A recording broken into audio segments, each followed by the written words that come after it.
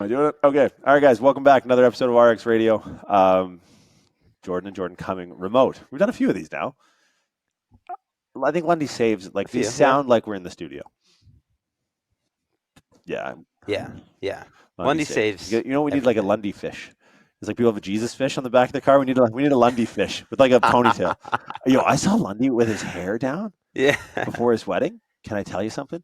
Yeah, Majestic. please. Like I was just a I'm main sure. of because I never. It's always up in the. He's always got it on the top thing, and it's just like he's got it bunned up. Yeah. But you let it down, man, looks good. Man, looks good, Oh, man, dude. what a Unbelievable. The legend. world needs. We What a got to do a legend. Lundy episode in studio one time. We'll get James Marshall on the ones and twos, and we'll sit down and just have Lundy just tell story after story. But anyways, that's not why we're here. We do love Lundy. Uh, Episode 305, traveling and training really just turns into talking about traveling, which is like that's the real takeaway. Just Um, traveling, yeah. but gonna look to pay a few bills Yeah. off the gate. Prescript programming course, programming principles, hosted by James Macintosh and James Thayer. I believe it's an 8-week course. Might be a 10. I think Mhm. it's a 10. 10? Yeah, that Eight. probably It's falls somewhere done in when there. they're finished. Yeah, We'll and call but it you know 8 what? to That's how we 10. like to roll. It's if we end Yeah. up like, elaborating on things, it's the minimum of 8, maximum of whenever they're done. So it could be 10, it could be 12. I've had prescript level ones that Yeah. are supposed to be 16 weeks, last 20 weeks. 21, I think, is my record. So that prescript programming principles, I can't emphasize the importance of having a good framework around exercise programming, obviously from a client results standpoint, but even from a business system standpoint. If you have a remote or even in-person arm, if you Right. train people, having a heuristic around your thought process in organizing exercises is like that's literally some day one shit. That's the most important part of your job is having a really good framework around progression, regression, adaptation, optimization. Can you sort that out and can you do it on the fly? That course builds a model, an adaptable model that'll allow you to not just program like one person for one thing, but everyone for everything. So I'm really excited for that. We've seen under the hood of this thing, and we're stoked to be able to share it with you guys. Up for sale right now on the Prescript website. So go to www.pre-script.com. Should be up on the homepage. Prescript programming. Mac Thayer, the brother Jameses, the Sunday host of the RX Radio podcast. Could not be more excited. Also, this Friday, apparel drop. Yes, 9/2, September 2nd. 9-2. Yeah. Lead If from you the guys haven't front. seen the concepts, head on over to the Prescript and or my Instagram or Jordan's are going to be in our stories, so check it out. We got the hat and the shirt on this drop. We got a big drop coming for the fall. So do check that out on September 2nd, this coming Friday. Emails will be going out. If you have a subscription to the newsletter, they'll be going out with the newsletter on that Friday. So that's programming, apparel drop, travel training podcast. Anything else? We good? Too easy. Lundy, hit it. You're tuned in to RX Radio. Grand scheme of things, man, like when it comes to fitness podcasts, like we've done, it's funny, there's actually an audio issue in the last episode in 304. So thank Yeah. you, Jamie Kretchen from Ottawa, for pointing that out. It should be, if you guys are listening, it should be updated now. But when the podcast released, it like skipped over the intro and the intro started playing over James's thing or something like that. And I'm like, we've done 304 of these. Do you know how hard it is to like talk to a full grown man and be like, I'm really sorry. We haven't figured it out in 304 tries. Like, think of any other thing in your life if you didn't figure it out after 304 times that you would just give up. Like, there are things that It, I like golf. I've maybe taken like 304 golf swings in my life, and enough to know that like I probably shouldn't do a 305th. And here we are in episode 305, maybe. Fingers crossed. Oh, but making it some happen. but some podcasts have like, what is Mind Pump at right now? Oh, dude, they're In the probably in the thousands? thousands. Oh, easy. Yeah, Like I think like absolutely. 2,000. Like that, I might even try and fact check Jeez, that. dude. Like, but to think Yeah. that we are running out of ideas, it's like if we've run out of ideas, what's everyone else talking about?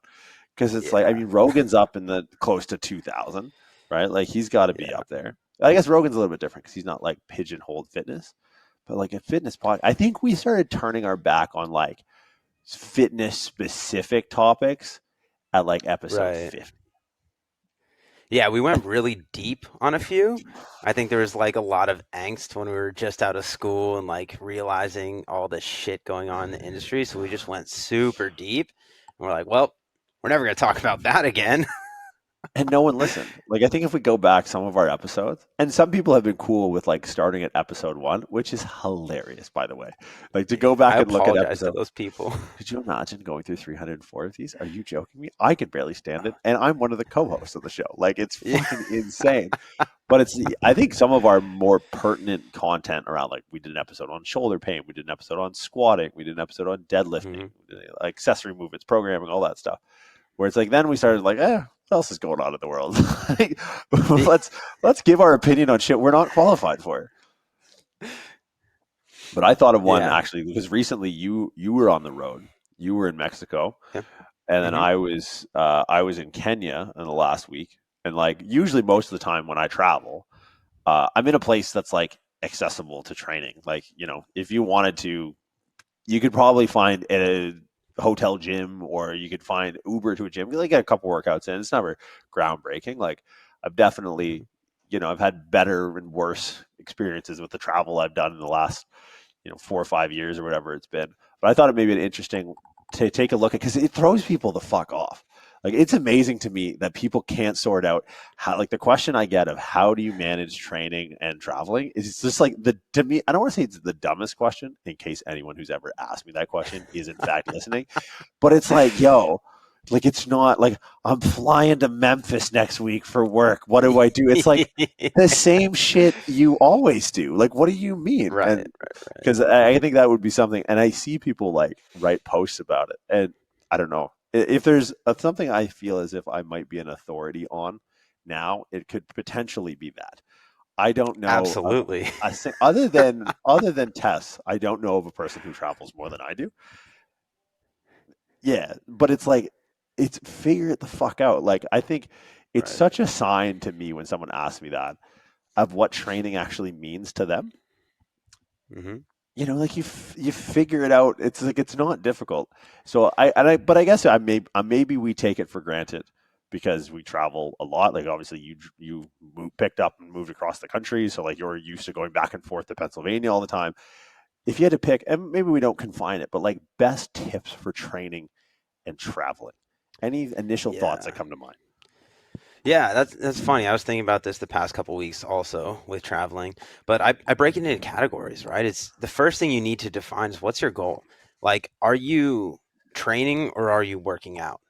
Because training holds that terminology holds some sort of significance, right? Is you're training for some sort of deadline or some sort of specific goal, whatever that might be, whether it's a competition, whether it's a personal goal or something that you want to accomplish versus working out is just getting in the gym and moving your body, which are two completely different things in my mind. And like the word periodization comes to mind when we're talking about actually training versus working out is closing the circles on your Apple Watch or whatever it might be, right?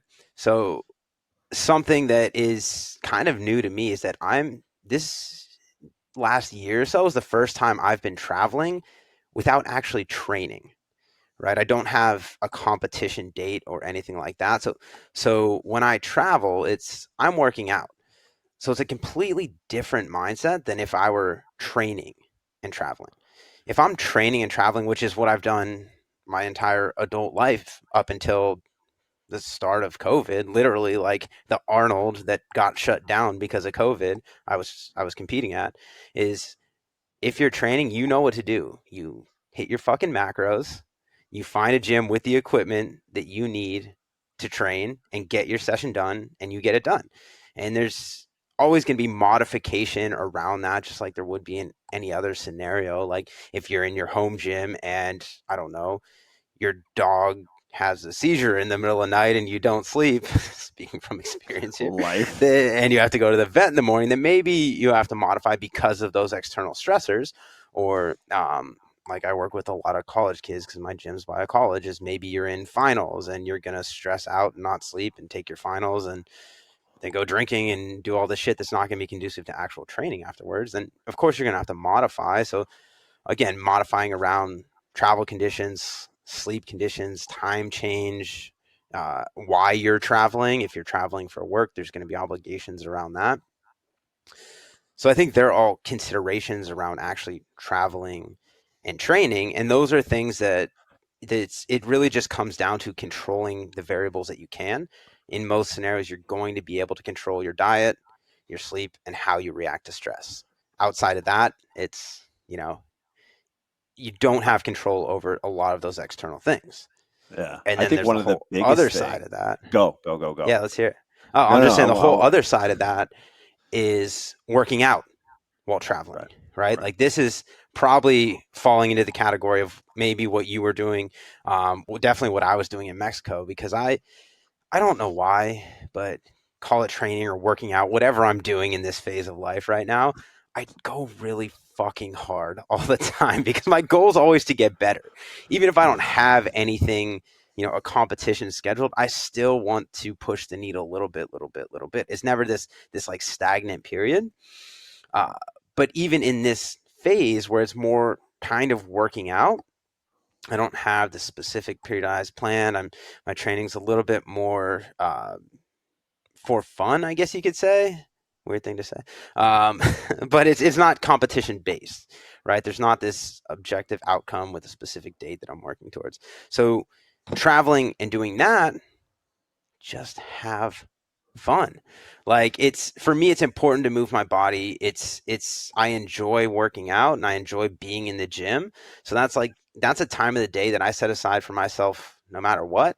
But I was in Mexico for 6 days. I worked out 3 times, which is like I usually work out 4 to 5 times a week, and we're talking like snatch, clean and jerk, back squat, like pretty like percentage work, like significant load.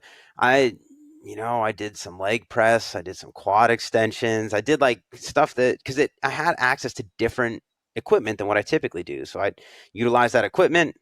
I took it for what it was, but I didn't have any training goals. So I didn't stress over training in this period where my training was going to be an outlier compared to what it usually is. Or my working out, my workouts are gonna be different.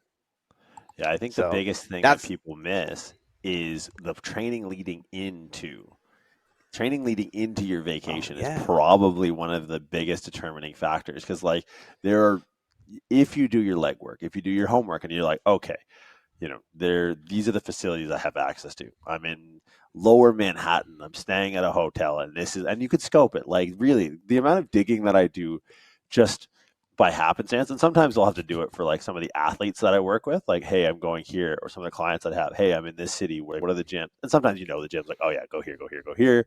But other times like, oh fuck, I don't know. Like, what hotel are you staying at? And I'll like look. You can cruise Instagram and you can find some douchebag doing a gym selfie, and I'm scrolling in the back of some random Instagram. It's like the Four Seasons in Lower Manhattan, and I'm like, all right, what's the kid out? Is it a techno gym kid out? Is it a hammer strength life fitness kit out? Like trying to zoom in all these selfies in this fucking hotel gym just to kind of see like, all right, what are the access to the equipment that you're going to have? And I think the number one thing that I've found in trying to maintain, whether you call what I do working out or training at this point, fuck if I know the difference, is Right, like dude. I'm in the same the place. training leading into the the vacation or the traveling is one of the things I've started focusing on more and more because like I just got back from Kenya. Now, the gym we were at, or the hotel we were at in Nairobi had like a techno gym multi-station thing. It was all right. Like techno gym is winning because they literally have a guy on their staff. I know one of them on Instagram. It's at Country Club Todd, and Todd goes around because of course it's Todd, right? This is some guy It's from gotta be South Todd. Florida that goes around and he's or was, I don't know if he still is, but he's part of the Techno Gym Country Club and Resort division that purposefully goes out and seeks out resorts with a bunch of money and goes, right, let me just Hmm. fit out your gym, and they have all these scalable products. So there's like this multi-stage, like, all right, well, this is what we're going to do for the 2 days, the one night we stayed in Nairobi. But then it's like when you land at an airport, that's just a dirt road in the middle of the Serengeti, you're like probably not going to have a gym. And so what Manage I your did, expectations there. Yeah. right. And it's like, so I knew well that like when we were on safari for 5 days, there's going to be no gym. So it's like, okay, I'm not going to be the guy like doing pull ups off the tree. Like there's a certain point when you reach a training stimulus threshold that it's like I'm probably better off full on taking 5 days off for the first time in my entire life. Yes. Like, so what I did Yes. for the week leading in was I just buried myself, like I love it, purposeful dude. I love it. overreaching on everything. Cause it's like, okay, here I am. I started training when I was 15, I was 32. So there's been more of my life that I have been working out 5 to 7 days a week than not. Right. So it's like, Yeah. let's really try and drive this thing over the cliff before I go and chill. And that way I don't have to have this like feeling of like, oh man, should I work out? I literally told that like I have no inclination to lay on the floor and do sit-ups. Like, fuck you. Are you joking me? Like, I'm in the middle of Oh, like the coolest place in the insulting. world. Right. It's like, exactly. And also too, from like a physiology standpoint, it's like, what are those sit-ups going to do? Right. A couple body Yeah. weight sit-ups and maybe some pull-ups off the back deck. It's like, it requires heavy machinery and a bunch of plates for me to get some sort of progressive overstimulus when I train back or pec or legs or whatever. Like, I'm just gonna grab the wife and throw her over my shoulder and do what, 120-pound person squats for how many reps? How long do I have to stay there? And what else could I be doing with my time that's way cooler?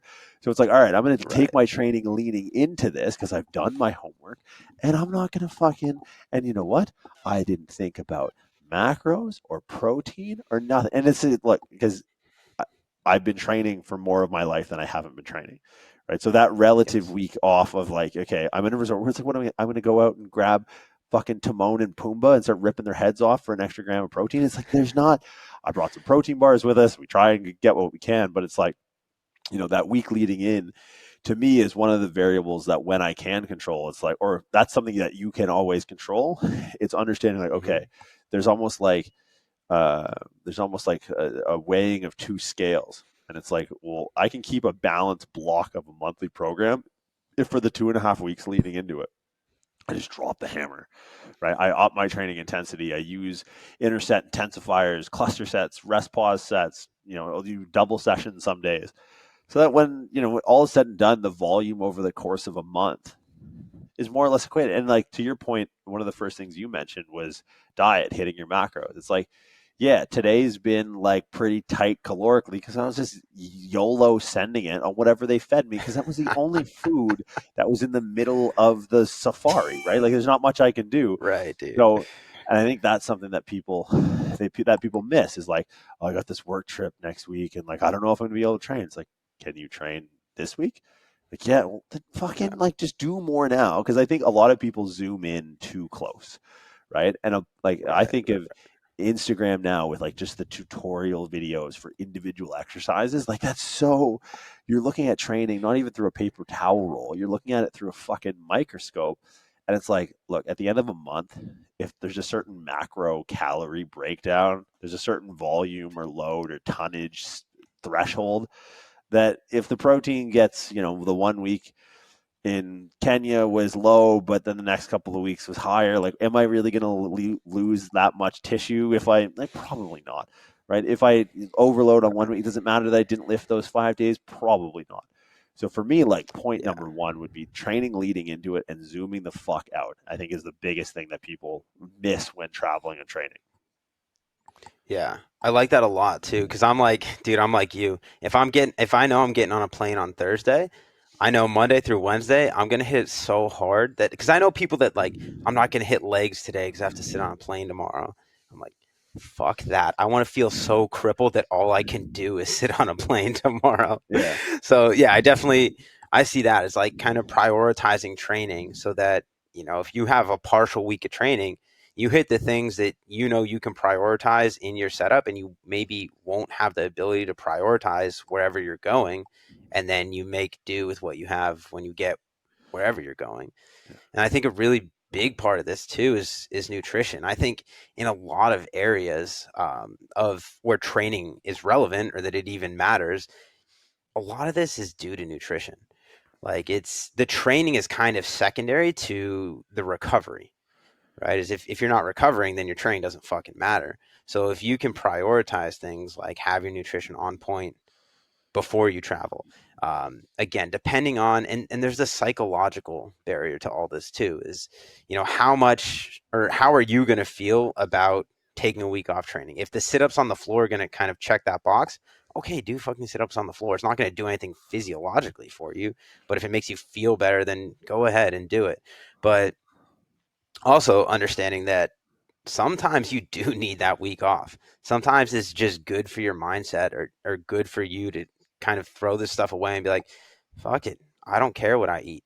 Every single time I go on vacation, I lose weight because, and that, that might sound like a good thing to some people, but for me, I don't know, 5'5", like 80 kilos, and I've been trying to be 100 kilos my entire life. That fucking sucks for me. Because for me, I'm eating probably a lot of calories, probably a similar amount of calories to what I'd eat in a normal day, but the composition's much different. I'm having less protein, higher fat, probably higher to moderate carbohydrates. So I'm probably satiated or maybe feeling overfull from eating more fat, but I'm actually probably consuming the same or less calories and definitely less protein. So when I come back, like after a 6-day vacation, I'm 2.5 kilos lighter and I'm pissed off. I'm like, you know what? I've ahead of time accepted this and I've made the choices that I've made, and it felt great while I was there. And the day I get back into my own kitchen, I'm counting my macros. I'm weighing out my food in the morning.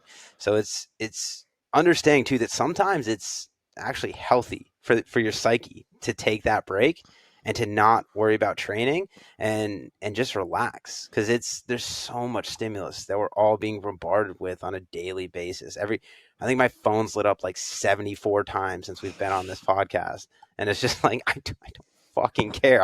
I don't want to care for a week. I have to care right now. But I think taking that mental break, I think that's a big part that gets missed. Sometimes there's more of a benefit to that than there is actually stressing over checking off all these boxes while you're traveling. And Yeah. I realize there's kind of a whole spectrum of scenarios here. And I'm talking like, this is vacation mode me. Like I would have not put pants on the entire time I was there if it was You acceptable. took a business call in a robe, just so everyone knows. He straight up Yeah. shows up to a work call last week in a fucking robe. We're Yep. talking quarterly Absolutely. finances with prescript Hugh Hefner. Like, it's like, what the fuck is going on here? I think one of the things it does is it challenges on the psyche side, like it challenges your ability to dissociate your identity from training, right? Like so much of my life, I was like, Absolutely. I have to be the big guy. Like even before, and I Yeah. realized it was one of the things that made me a bigger person was like I identified as a big guy before I was big, which was like really obnoxious. But like, I do that today, even though I'm nowhere near big. like I That's why I've would been hit in the face so many times. I would like I would be the guy to bring a chicken breast to places where it wasn't acceptable. Like I'd be at a funeral with tinfoil and a chicken breast. It's like, dude, you're 140 pounds. Like, what the fuck are you doing? But it's like that behavior compounded over time. It was like then it was like, oh, so and so, the big guy. I was like, oh, okay, like that was my identity. Like, dude, I am the fattest, weakest, palest, skinniest somehow version of myself. And let me tell you something. I don't care because it's like I'm not fat. I'm like I am like the identity of fat is like no, like when I know when I settle in the States next couple, like month or so, it's like, oh, my training will get back, my nutrition will get back. Like I'm eating this way because excuse me, I only have a certain amount of time left here, and it's like Right. apparently if I don't die of COVID first, um, I don't think I have COVID. Although it very well could be if you watch the spread across the globe and my travel schedule during 2020, it's very possible that I was actually patient here. I'm sure at some point I was in Wuhan and I just didn't know it. Um, but no, it's a good challenge to be like, I'm not the big guy. I like being big. I'm not fat. I'm just like it's not an identity thing. Like I have Right. more body fat on me than I'm used to, but I am not fat. Because Yeah. it's like Yeah. put me in Miami in a few weeks and give me a month, and it'd be like, all right, I'll probably be in better shape then than I've been in the last couple of years. Yeah. It's funny to think of it that way too, because like I mean, I don't know about you, I'll speak for myself, but I'm the strongest I've ever been right now, the healthiest I've ever been. I can move the most weight with the most ease and the least pain that I ever could. And like for some reason, just because I don't have that competition scheduled, I don't necessarily feel like, I don't identify as a weightlifter and only a weightlifter right now. I'm just a guy that does shit and enjoys weightlifting. So it's like making that distinction, I think, is really healthy, mentally, because we've talked a lot about in the past how performing at the highest level is not healthy, right? It's, for me, it was like somewhat of like there's probably some condition I had. I don't know. I feel insignificant unless I can lift, X amount of weight, whatever the fuck it is. But it's a lot of my training in the past, like when I was competing, I think it was coming from an unhealthy mindset.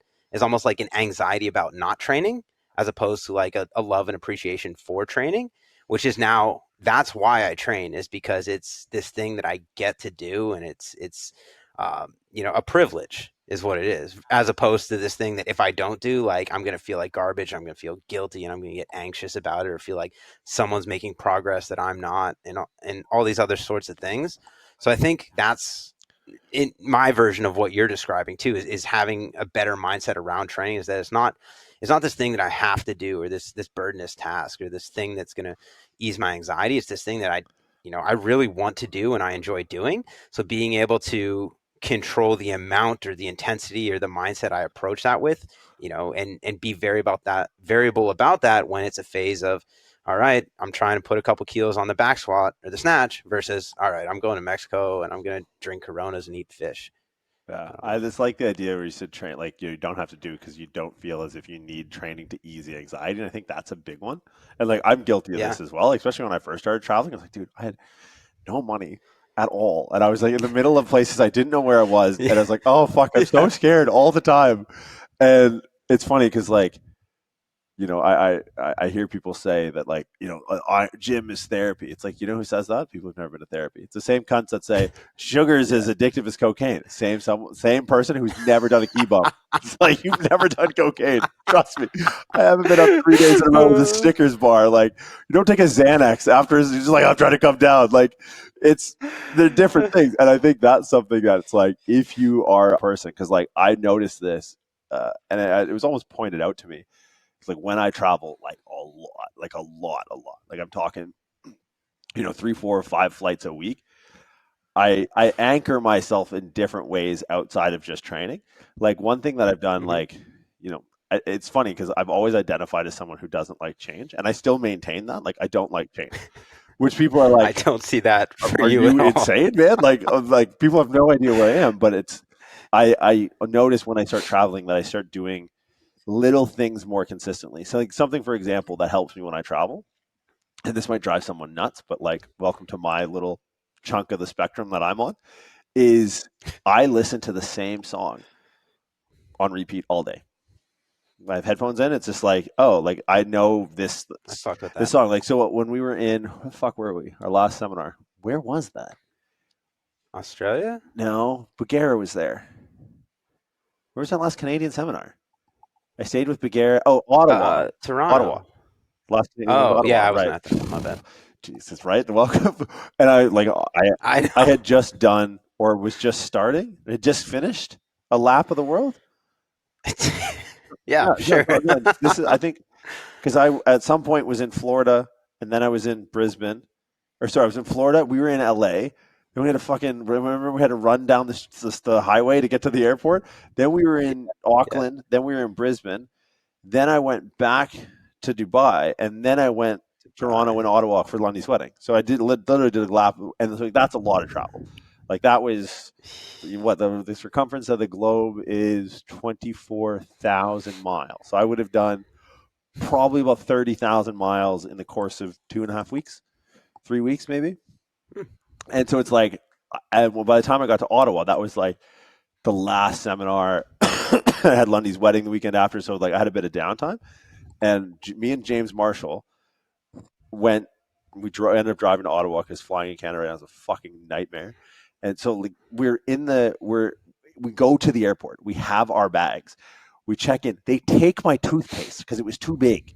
I was like, bitch, I got to buy more It's like toothpaste. 104 grams or I some don't shit. know what it was. Like I just just had like a over. normal Yeah, toothpaste stupid. size. And they're like, well, if this was C4, you'd blow Yeah. the fuselage off. It's like, fuck, okay. I kind of want, you know what? I said this and I don't know if I mean it, but I kind of want one day in history for someone to blow up a plane with toothpaste just so I could be like, okay, all right, I'll take the L, I I'll take get the it. L I on get that. it. I get it. So we're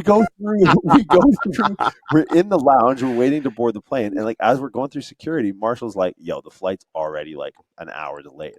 and it's Ottawa's like 3.5 hours up the road, and we're there 2.5 hours early. So like we're already 3.5 hours until we get on the plane. So it's like we could probably get there quicker. We get to the lounge and it's like 2 hours late. I'm like, we look at each other. He's like, you want to just, yep. And we just went to the rental car. How do we leave the airport? Is like a weird question once you're inside security. I've had to do it a few times, but not voluntarily.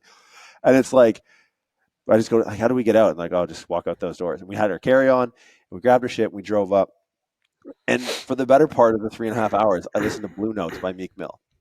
And Marshall was like, yo, are you listening to this song again? And I was like, yes. And he goes, can I ask why? I'm like, that's a really good question. But I noticed like that song, when I left for Orlando, Tampa, Miami, LA, Auckland, Brisbane, Dubai, Toronto, Ottawa, I started listening to it on the trip to Orlando 3 weeks ago. And it was like in a rotation on a playlist that I had, and I liked it, and I hadn't listened to it that often. But as each city I went to, the other songs in that list just started to melt away. And then by the time I got to Ottawa, it was just all day the same song over and over again, because it was an anchor. Because it's, to me, it's nice to have an anchor that's not training anymore. Like an anchor in my day where it can be like, Right. I think you need a certain touch point of, and some people like their anchor is their home. Like it's the utensils, and it's the pot that they boil in the morning. It's their coffee blend or their barista down the street. And like I totally understand that. And like I have places like that. I have like remote little capsules where it's like, okay, if I'm in this city, I just do this thing. And it's like, if I'm in Right. New York, Right. don't put me in Chelsea. I don't need to go to Chelsea, and put me in Lower Manhattan where I know where shit is. Like we're going to Singapore, me and Mac, in a few weeks. And it's like, great. I need to be here. Because like this is what I know. It's not random to me anymore. Like I might be able to listen to more than one song.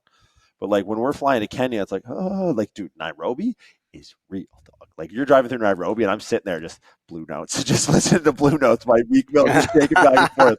So I think it's nice to be able to identify, like, okay, is training an anchor for you? If it is, Mhm. it's probably not healthy. If you think the gym is therapy, you've never had to go to therapy, because the gym never talks Yeah. back, right? That's a rule that I learned pretty quickly. It's like your therapist's going to say some shit back to you, and you're like, oh fuck.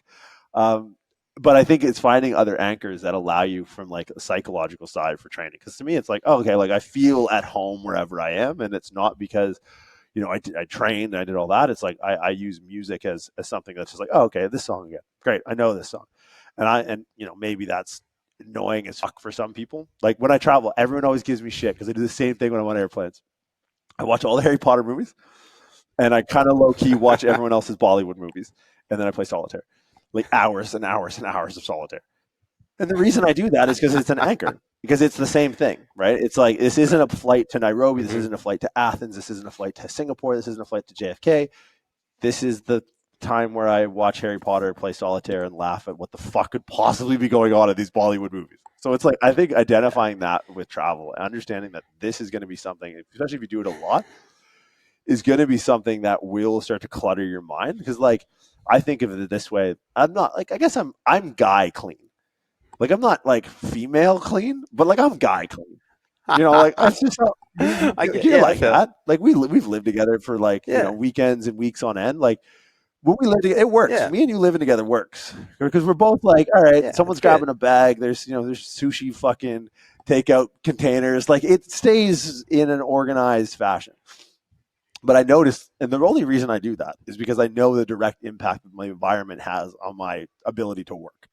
Right. So Mhm. it's like, if Yeah, I I feel know that. that I'm going into a situation where my environment will be inherently variable, right? Like it's the weirdest thing Mhm. if you don't travel, and I still get tripped up when you're in places and you don't understand the language that people are speaking around you. There's an inherent fear that comes with that. At least with me, like I'm always like, how could I die in this situation? Which is why I don't know why I said it the other day. Like if I walk into a Yeah. room, it's like, all right, where's this? Like almost like Jason Bourne shit. Like where's the nearest place I can find a gun in this room? Like, and I don't know what that is, but when everyone around you is not speaking the same language or language, you're like, oh no, they're just conspiring, like out in plain sight, and I'm just gonna die.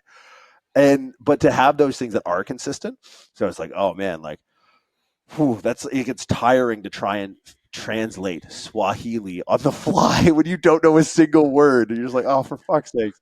So I think that's something like, understand things that you like, things that whether it's a Mm. meal, whether it's like, you can find Diet Coke anywhere on the planet. You know how I know that? Because I found some in the middle of the fucking Serengeti. So it's like you pretty much find it anywhere. If it's something like that, fuck, bring your pillow, bring a teddy bear, bring a book, bring something. I think having training as an anchor is really having training as a crutch. And I think being able to like take that and put it into something that's just not that can't always be there, because I do think you need that, like in traveling a lot. I think it's something that I haven't realized that I was doing it for the longest time, but then I think back about songs that I know backwards. It's like, oh yeah, I started listening to that on this trip, and that's what this itinerary looked like. And it was something that I did just out of like, I don't want to say survival instinct, but just like people ask me all the time, like, how do you travel that much? And it's like, I don't know, but I'm kind of cognizant of like my behaviors and how they change when I travel a lot. And those things to me are key. Because then when I walk into the gym, it's like, a gym is a gym, dog. Like, really? I mean, some are, a certain way and others are other ways, but like, they're kind of like people. Like, you meet enough people, like, oh, okay, like, I got the gist of this guy. He's like Tom, Dick, and Harry that I know back in fucking grade school. So it's like, that's been big in really understanding that no matter what, like, at least from a headspace perspective, you can control your environment, even when physically your environment might be out of your control. There are things you can do to bring you back to like a very consistent headspace. Like when you were competing, Yeah. did you have a song that you listened to? Yeah. Like I have a PR song. Oh yeah, dude, it's the same song till this day. There's my Blue Notes. What Blue Notes is to you is Tuscan Leather from Actually, Champagne Poppy for me. so good. Yeah, I could listen to. I could have a playlist that's just that song and Yeah. never get sick of it. Yeah, it's good though. Like I think having that, and even because that's extrapolated from training. Like for me, it was "God's Gonna Cut You Down" by Johnny Cash. That was my PR song. I have an injury song too. Yeah. uh, uh, butterfly bullet with butterfly wings or whatever that Smashing Pumpkin song is. Like that's a hex song. Oh That's a yeah. bad juju, dog. Ah, Like don't be listening to that song. I tore my pec was that 200 kilo and bench my press? 300 kilo triple that tore my quad. Same jam, Sick. man. Billy Corrigan. I'm back from the Yeah. dead. Yeah. That's too much hype. Is It's a what that banger. is. It turned it up one I notch remember too driving many. on the 101, listening to that song once. I'm like, I'm a kill motherfucker. I just got to turn this off. But listening to you talk about travel, there's something that I'm kind of realizing or pulling from this is that I think people that aren't exposed to many scenarios outside of what they're used to, their kind of normal day to day routine or ritual or whatever that might be, I think once they get outside of that, they get fixated on the things that are different from that. Right? Is they realize what's different and they fixate on that, and that really fucks them up in terms of like whether it's mentality or it just throws them off in terms of their grasp on the situation. But I think the more you get introduced to these scenarios, you start to flip that and kind of invert that, where you start to look at, okay, what's the same here versus what's different? And then you fixate on what are the things that are similar between this situation and situations I've been in the past, as opposed to just getting fixated on things that are different, getting thrown off, and then saying, fuck it, I don't know how to deal with this. Because it's just this, you're being overwhelmed with so many things that are different, and you're stressing yourself out, and you don't know, well, not you, but whoever this person might be may not know how to deal with that stress. Versus if you fixate on the things that are similar, it's like, oh, Diet Coke. I like Diet Coke. I can drink this. Oh, you make your chicken breast different, but chicken breast, I can do that. I have Diet Coke and Right. chicken breast. These are Right. things that I like. And I think you need to be exposed to these different scenarios where maybe there's more things that are different than there are like. And then once you get into those scenarios, then you realize anything that's scaled back from that is easy, right? If you can survive in the middle of the desert or in Africa with Diet Coke and whatever version of chicken breast you can get there, then hey, if you're in, I don't know, Australia where they have a different brand of chicken than what you buy in Canada, then that's Yeah. I easy. mean, And I think one of the things that almost stopped me from learning this is actually kind of what we were talking about before, is that anxiety around training. Is earlier on in my training career, I would let that anxiety stop me from doing things that were outside of my normal, almost because I didn't want to put myself in a situation that I couldn't predict the variables. And now that I've put myself in that situation over and over again, it's more uncomfortable in the beginning and it gets less uncomfortable over time. Is that now I'm like, fuck it, I'll figure it out. I don't care what it How is. long I'll you been in a figure it relationship out. for? That's A wisdom. long That's time. wisdom Almost. that relationships teach, and like Yeah. not just like girlfriend, wife, fiance, whatever, but like fuck, we've been in a relationship. You're the longest relationship I've ever had, dog. This is it. This is we're coming on like almost a decade, me and you. Absolutely, Love you, love you brother. too. And it's like I know. lawyers have been involved, and it's been crazy. But it's like I think that's the thing. It's that I've had that. Like, you open the door to come home and you don't know what day it is, what time it is. You don't know what's getting thrown at you. Ooh, man, that'll scare the shit out of you, right? Because here you have a physical location Yeah. that you're familiar with, but you have a human being that's like a spastic on a subway in New York City. Like, you don't know what this is. This guy gonna just drop his pants and take a shit? Is he gonna pull out a gun? Like that. But I think the thing Yeah. that, as you were talking, it made me realize that identifying what level of the hierarchy your stresses are existing at, I think is super important. Because like when you travel to some like dodgy and Yeah. like I've never really, there's been some times where it's like, oh fuck, like okay, this might go bad, but it's not like I have a friend right now in the Ukraine, like fighting. So it's like he literally was the other day. He was just hit me up and was like, "Hey, it's been a couple of weeks. I can send you this video." And it was literally noises of tank shells getting fired past this cinder block wall he was behind. And I was like, "What?" And he goes, "For reference, like those are like 500 meters away." And I was like, and he kind of told me what they were. They were trying to sleep and they're firing tank shells past this building that he was in. And he's Jeez. like, for reference, these tank shells can penetrate a meter of steel from 2 kilometers away. They're behind a cinder block wall 500 meters away. So it's like, What the relatively speaking fuck? to what I know people to have experienced danger, it's like I've never been in danger, but I can identify stress from a hierarchical perspective. Like, and the bottom of that pyramid is like safety and survival. Like there's been times where it's like I'm not, like I was in Tunisia a month ago and I got off the plane and I was supposed to meet Tess and the crew bus from Emirates and go with them to their hotel. But they took me to another terminal, so I couldn't get to the bus in time. And I walked outside the hotel and it's like there is use in knowing when things are different. Like, okay, those cab drivers, that's the uniform of the last guy you ever see in your life. So it's like don't get a so it's like, all right, I guess I'm walking 3 hours to my hotel. So it's like, okay, but it's like I was very easy. Like, okay, my lowest common denominator is always going to be survival, and it's like I don't find myself in situations where that's the case. We were in Egypt 2 weeks ago, and the old dude that we kind of hired for the day to drive us around, we're like, look, we want to go to Cairo, or we want to go to the Giza, we want to go to the pyramids, and then I want to go down the Nile on some sort of boat tour. And he takes us to this boat tour, and it's like we got 2 hours to our flight, and he just pulls off on the side of the road, and there's like these kind of like Vietnam looking Ho Chi Minh Trail, tented little boats on the side, and these two like dangbanger dudes with like tight ripped jeans and Balmain cut off t-shirts come up, don't speak a word of English, and they're like kind of talking to this old dude who barely speaks English and like trying to haggle a price. And I'm like, let me stop you right here, old mate, get behind the fucking wheel of the car. We're going to the airport right now.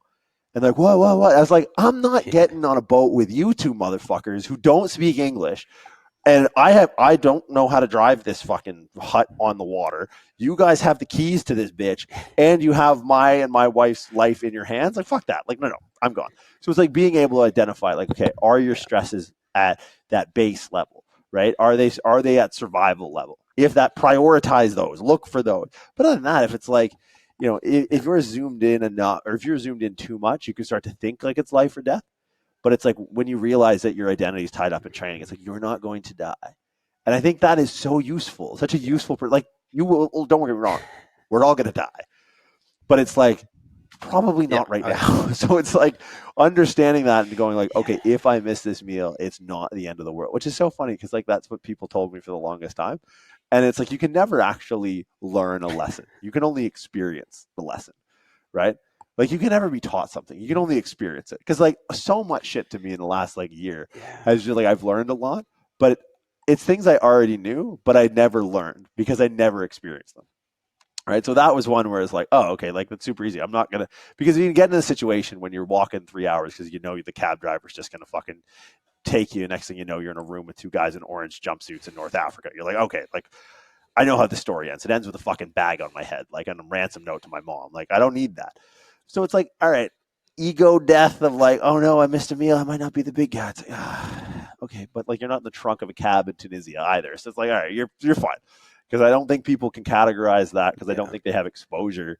And like the goal would be to identify the level of stress from like a hierarchical perspective without ever having to calibrate too closely. Like I'm not saying fly to Ukraine and take mortar shells from through a cinder block wall to know like, hey, if I didn't hit my macros today, it's not that big of a deal. It's like, yeah, no shit.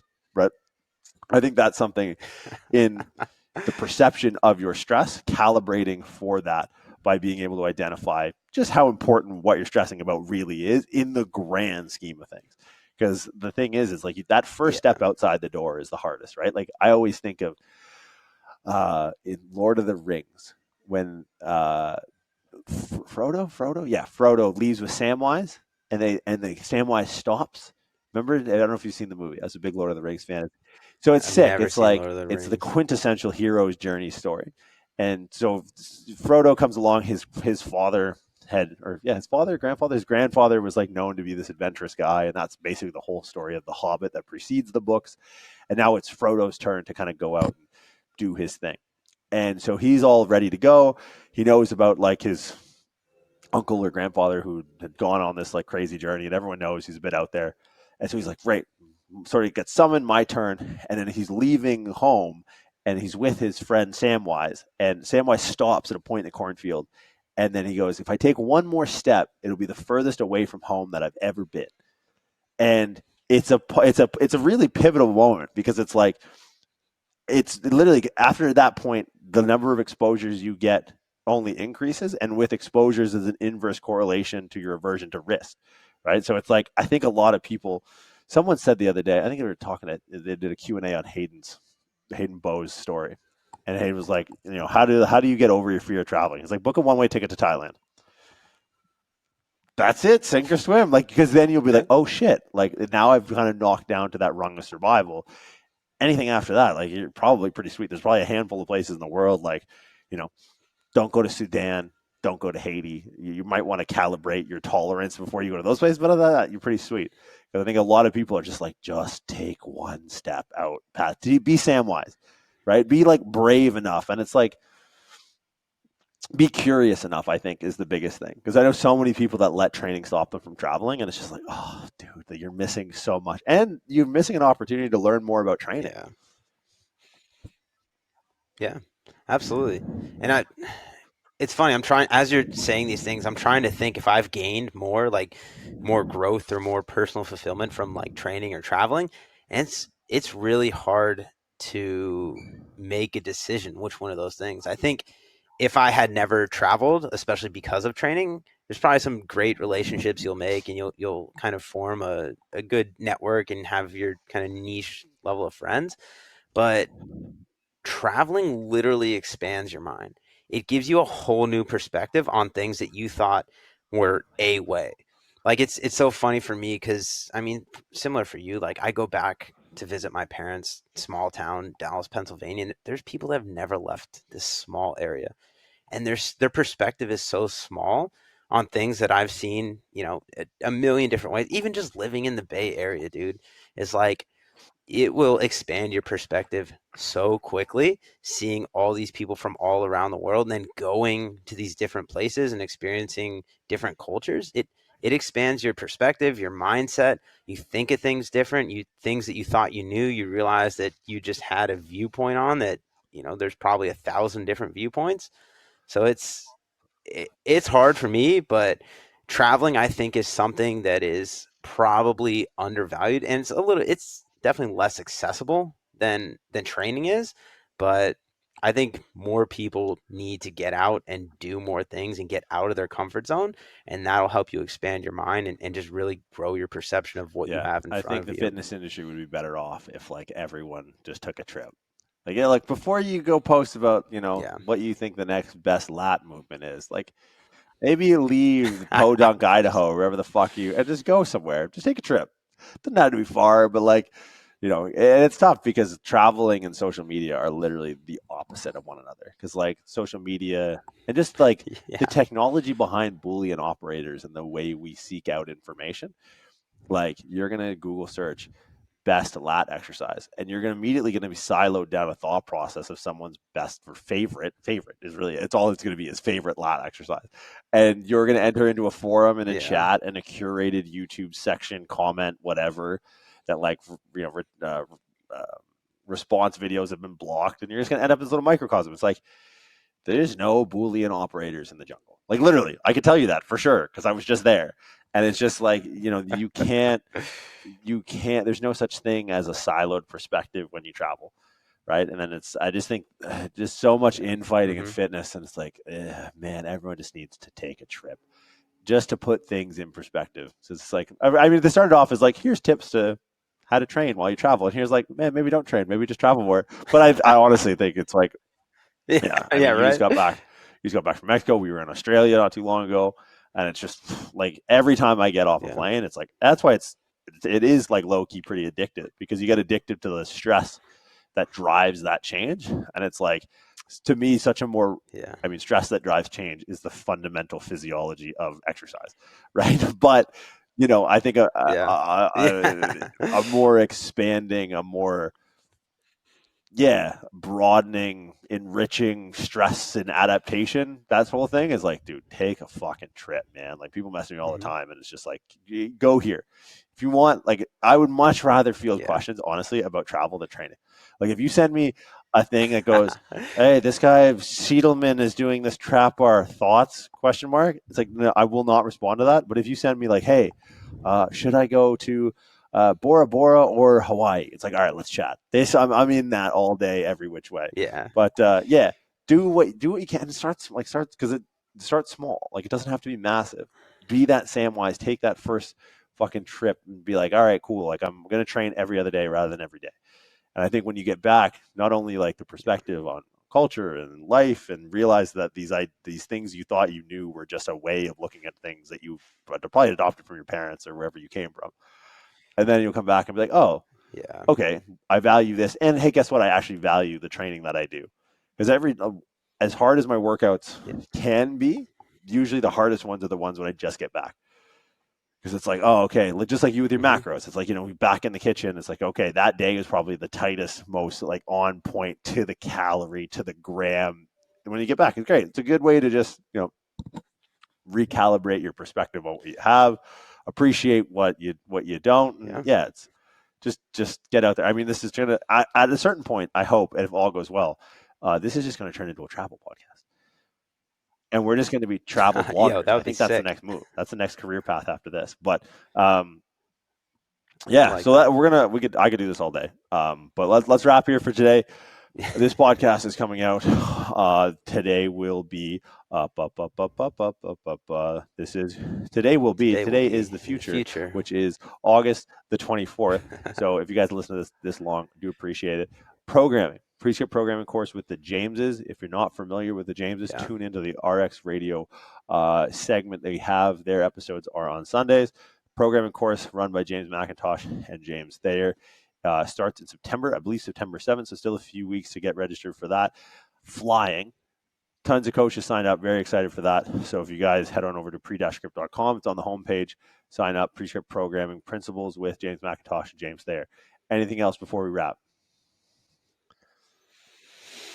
Thanks for tuning in for 300 plus Hopefully we got this. episodes. Hopefully we got this one It's a right. pleasure.